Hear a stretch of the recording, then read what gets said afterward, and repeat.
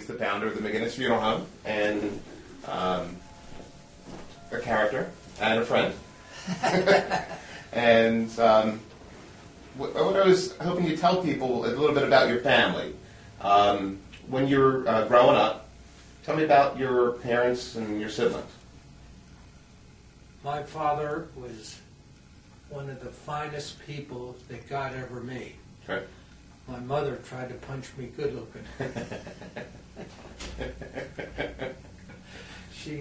She had the job of raising me. Okay. Yeah.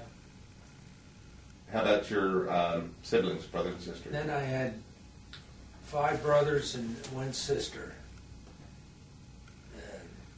The oldest was John, who could do anything. And Mike, he was the politician. And then Bob, he was the golfer. And Bill, he was everything. He was a basketball player. He could do anything. He was a club champion. He was a golfer. And then Charlie, who always kept us happy. That's great. And Mary, she could play the organ. She could do most anything. She was smart. And that's it. So there's a lot of talent in the family. Yeah, and I didn't have it. Oh, I don't know about that. We'll get to that later. Now, how about when you were growing up, who were your friends? The Rambo family. Okay. They had as many children as we did. And Mr. Rambo was quite the man. He was a powerful person. And then the Canes. And then the doctors in Gloucester. Okay. They were offspring of that family. And what else did you want? So when you were a young man, you went into the Army. When I was out of high school. Okay. Oh, yeah. Tell me about your experience in the Army. What did you do? I ended up being a classification specialist, which I interviewed people. I interviewed thousands of soldiers. And what did I do? I tested them, and then I assigned them jobs. Okay. And I interviewed them, and I spent the rest of the war interviewing people. How long were you in for? 5 years, 1 month, 15 days. Specific. So while the war was going on, when the Japanese attacked Pearl Harbor, where were you during that time? I was in Virginia. Okay. And I didn't even know where Pearl Harbor was. How did you hear about it? Was it an announcement? Oh, it was over the radio. That was our means of communications in those days. And how about when the atom bomb was dropped? I was in Denver. Okay. I knew it was a big one. I didn't know what it was. Right. What was the general feel about everybody? What were they feeling at the time? They were all glad it was on our side. Okay. So after you got out of the military, well, let me ask you this. Do you remember when you first thought about going into the funeral business? Yes. When was that? Well, all the time I was interviewing, I was trying to figure out what I could do for a livelihood. And I went to a baseball game at Scheid Park, and I went past the funeral home. And I said, that's a good occupation. So that started me on that. And Marie was my wife. She was finishing up college, and here I am, a nothing. And so I had to start figuring what I was going to do for a livelihood. And I saw that funeral home, and it was on 18th Street. Okay. We were going to the ball game, and that started me on it. So You had mentioned Marie. How did you two meet? in high school, Okay. she was very powerful. She had a good brain. She was smart. The only dumb thing I ever saw her do was marry me. Who asked who out first? I did. Did you? Yeah. And did she accept right away? I think so, yeah. Very good. She and her sister went out with my good friend Harry Jordan. Right. And here we are. Gotcha. Do you remember your first date, where you went? Yeah. Where'd you go? We went to someone's house because we didn't have any money. And they had a party in there,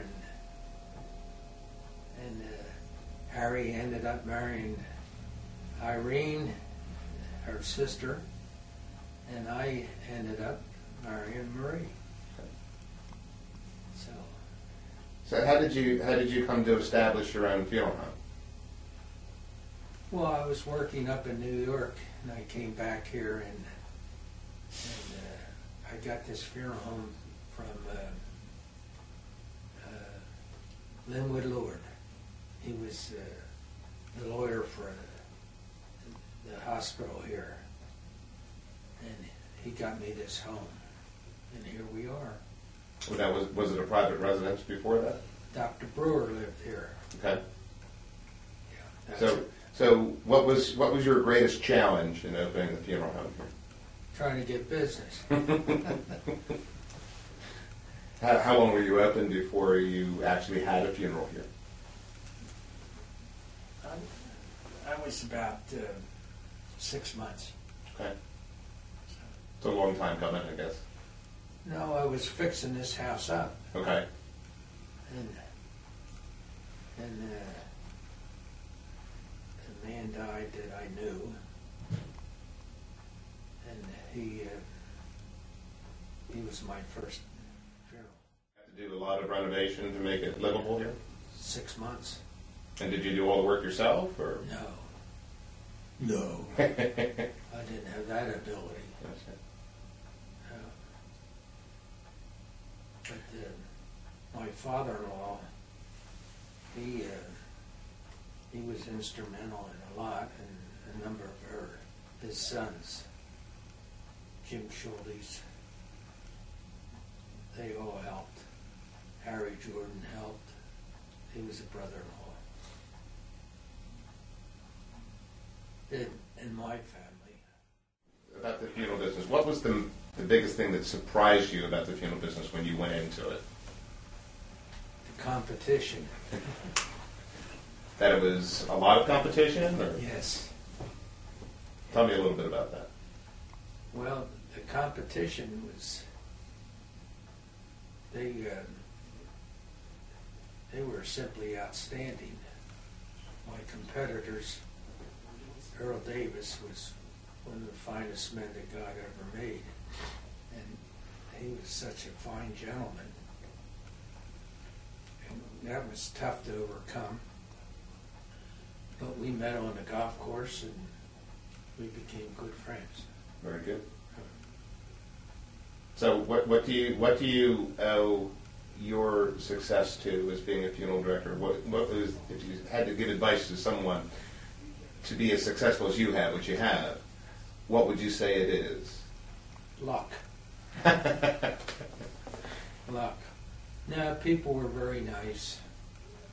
In fact, I buried a prominent official from Saucony Vacuum, and his wife told me I got to start charging more.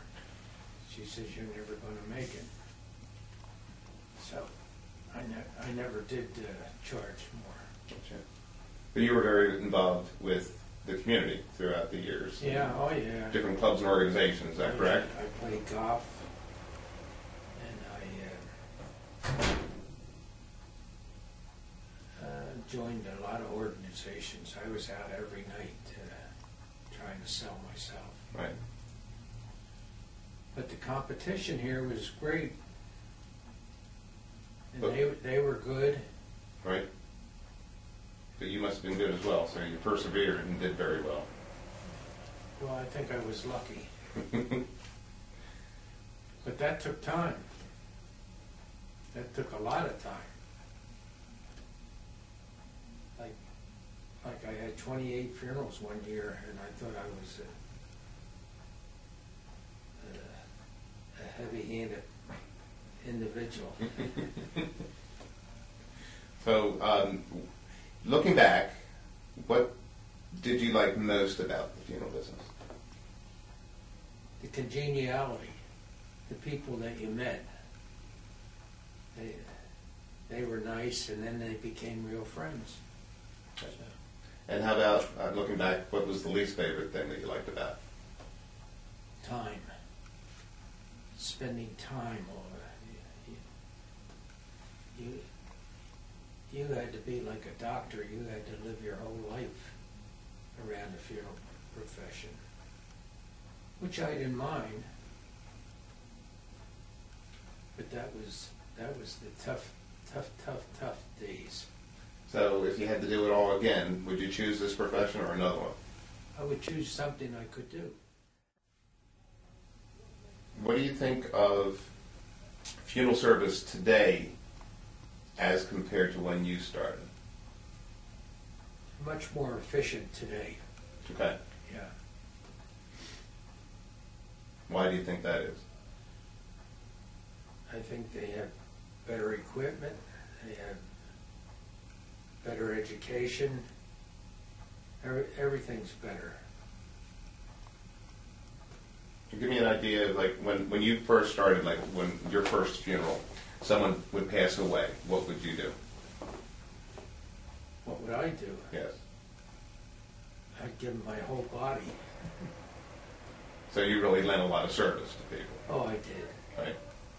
I did. All right. So, well, I have one last question for you. Gotcha. Why do they call you bedspread? I'm not going to tell you.